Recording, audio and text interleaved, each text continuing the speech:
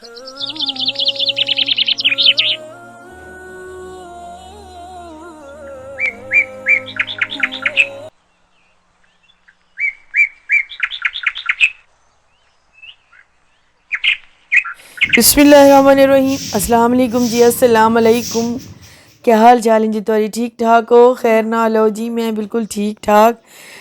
लेकिन ये है कि मेरा गला थोड़ा ख़राब है, थोड़ा नहीं, मेरा काफ़ी गला ख़राब है।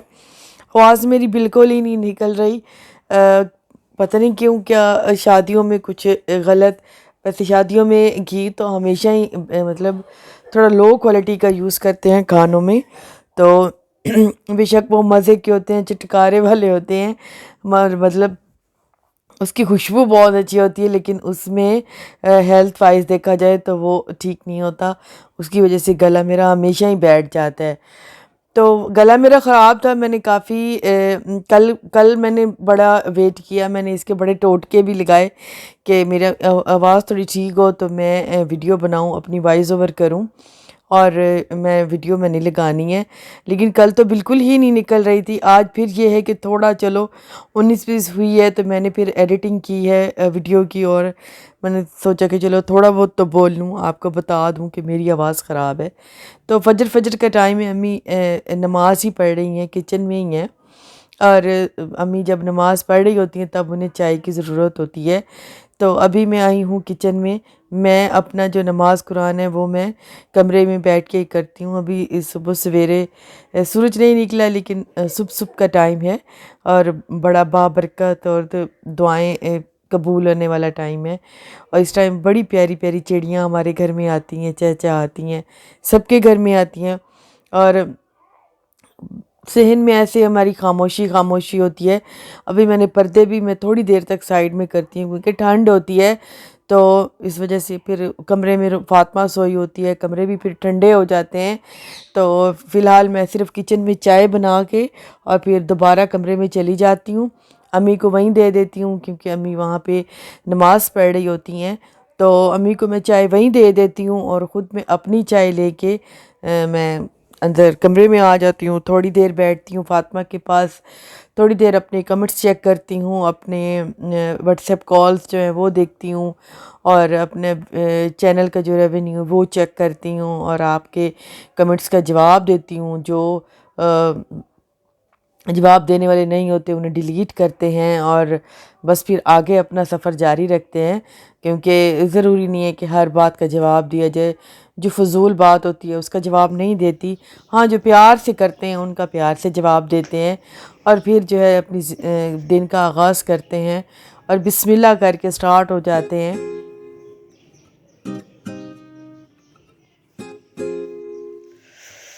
भी बिस्तर में ही घुसते हैं, बस सोई हुई है।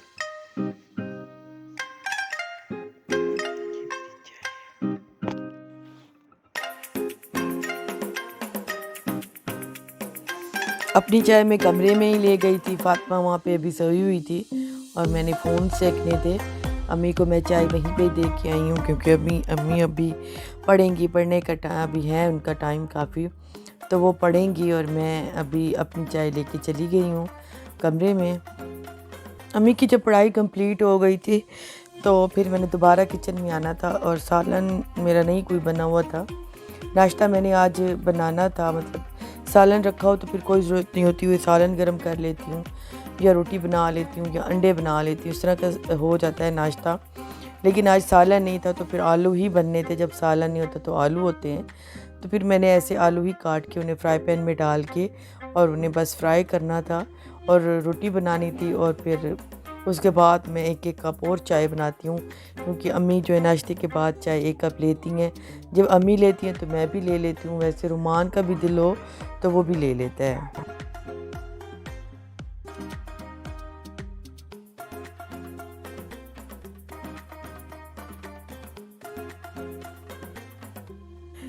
ये व्लॉग मेरे 2 दिन का है, और नाश्ता के करने के बाद मैं तैयार होकर चली गई थी अपनी सिस्टर के घर। थोड़ी देर के लिए गई थी क्योंकि वहाँ पे उन्होंने किसी की दावत रखी थी, तो थोड़ी देर के लिए मुझे भी जाना था।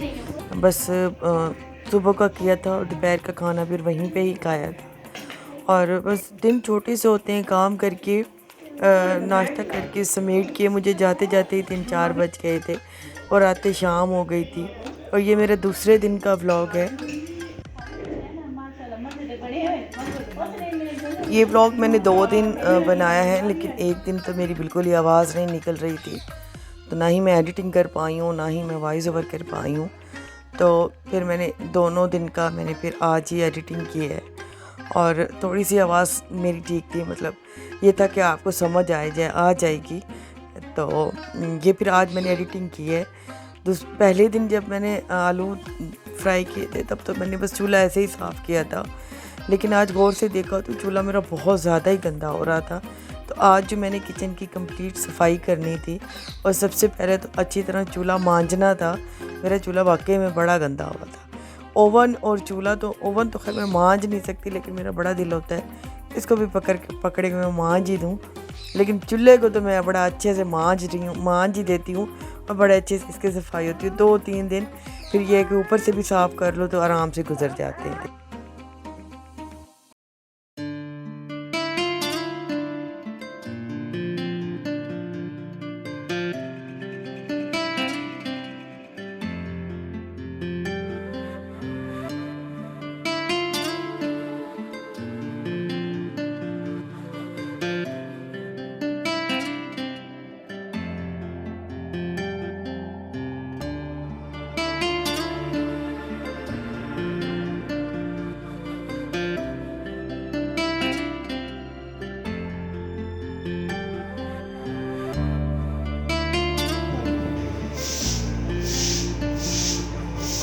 अच्छा, आज दूसरे कामों के साथ साथ ना मुझे घर का काम भी सारा कंप्लीट करना था। कपड़े भी वॉश करने थे, और जब कपड़े वॉश हों तो पानी भी इधर उधर बिखर ही जाता है, तो उसको वैसे भी तो झाड़ू लगाना ही होता है। तो फिर मैं फ़र्श ही साफ़ कर देती हूँ सारा।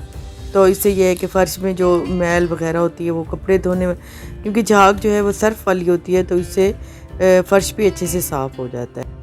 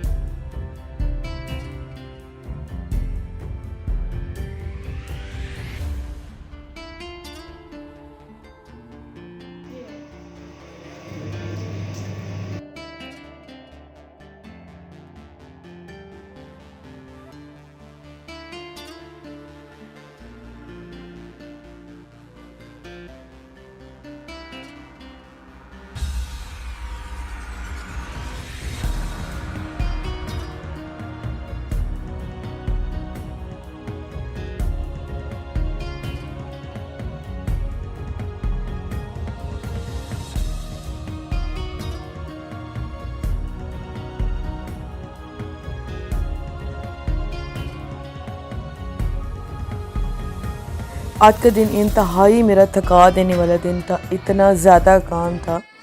किचन भी मैंने आज बहुत अच्छे से साफ़ किया था, बिल्कुल नीट एंड क्लीन किया था कि अभी इसमें कुकिंग करने का वैसे मेरा दिल नहीं था। मुझे लगता था कि फिर से मैला हो जाएगा, लेकिन खाए पिए बिना तो नहीं गुजरती तो नहीं है। तो फिर आज रोटी सालन में मुझ में इतनी हिम्मत नहीं थी कि मैं बनाऊं, तो आज मैं सिर्फ बनाऊंगी रोटी। उस दिन जिस दिन मैं सब्जियां लाई थी, मैं एक ही दिन में बैठ के सारी सब्जियां नहीं करती, थोड़ी साथ में करती रहती हूँ, क्योंकि फिर अगर एक ही दिन में सारी सब्जियां साफ़ करके उन्हें मैनेज करके रखूँ, दूसरे काम नहीं होते, वो फिर रह जाते हैं। तो साथ साथ में जब किचन में होती हूँ तो साथ साथ में कुछ ना कुछ मैं डेली का डेली लग साफ़ कर लेती हूँ। मटर उसी दिन साफ़ किए थे, निकाल के मैंने वॉश करके फ्रिज में रख दिए थे। तो अभी आज मैं इनकी बनाऊंगी रोटी, और इन्हें मैं कूट लूँगी। तो वैसे तो चॉप भी कर सकते हैं, चॉपर हो तो चॉप कर सकते हैं, अगर इस तरह कुंडी हो तो कुंडी में भी कर लें, मतलब दो। और आज मैं बना रही हूँ मटर वाली रोटी। के लिए मैंने मटर को अच्छी तरह से उसमें कुंडी में कूट लिया है, और अभी मैं इसमें ये सारी चीज़ें डालूँगी। ये है, इसमें सिंपल आटा मैंने लिया है, थोड़ा सा मैंने लिया है इसमें बेसन, तकरीबन हाफ ही लिया है। और सब्ज़ मैंने लिए लहसुन, सब्ज़ प्याज, और धनिया और ले लिया है मैंने हरी मिर्चें। और साथ में मैं ले लूँगी इसमें ड्राई मसाले भी ले लूँगी, नमक मिर्च और कसूरी मेथी डालूँगी बस। और ज़्यादा गरम मसाला और ये वाली ऐसी चीज़ें बिल्कुल नहीं डालूँगी, वो फिर रोटी में ना थोड़ा सालन सालन वाला टेस्ट आता है। अभी फ़िलहाल मैं सारी चीज़ें इसमें मिक्स कर लूँगी। थोड़ा सा मैं ऑयल भी डालूँगी इसे मिक्स करते टाइम ना। अभी सारी चीज़ें एक ही टाइम में इसमें मिक्स करके और इसे मैं आटे की तरह, जैसे हम आटा गूँथते हैं, रोटी वाला आटा गूँथते हैं, वैसे मैं इसे गूँथ लूँगी।